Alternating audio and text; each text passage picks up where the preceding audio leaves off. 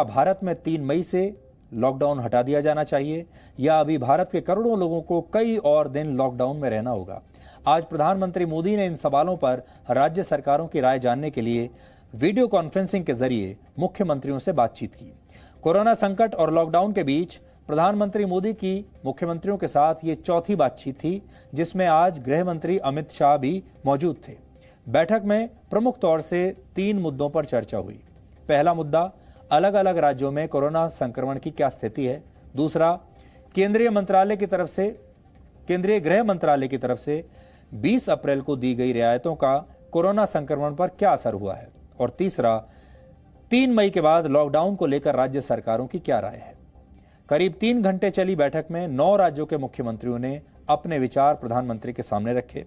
इनमें से 3 राज्य मेघालय, उड़ीसा और गोवा लॉकडाउन को 3 मई के बाद भी बढ़ाना चाहते हैं।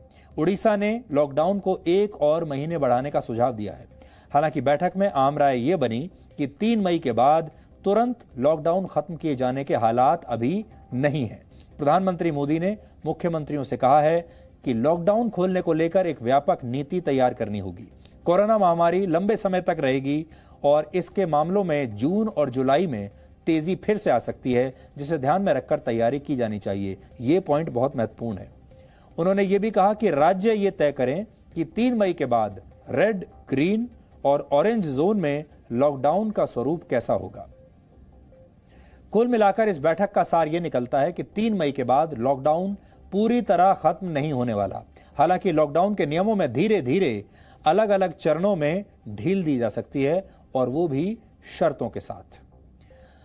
तो देश को 3 मई के बाद भी लॉकडाउन के लिए तैयार रहना चाहिए। आप सब लोगों को मानसिक रूप से तैयारी कर लेनी चाहिए। हालांकि आपको इसमें कई रियायतें मिल सकती हैं, लेकिन यह इस बात पर निर्भर करेगा कि आपके इलाके में कोरोना संक्रमण का मामला कितना गंभीर है।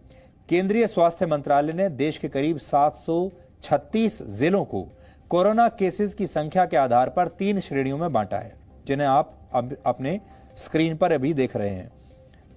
पहली श्रेणी है रेड जोन, जहां से सबसे अधिक कोरोना केस सामने आ रहे हैं। ये वो हॉटस्पॉट हैं जहां 4 दिन से भी कम समय में मामले दुगने हो रहे हैं, या जहां राज्यों के 80% मामले दर्ज हो रहे हैं। इस वक्त देश के करीब 23% इलाके यानी 170 जिले रेड जोन में हैं।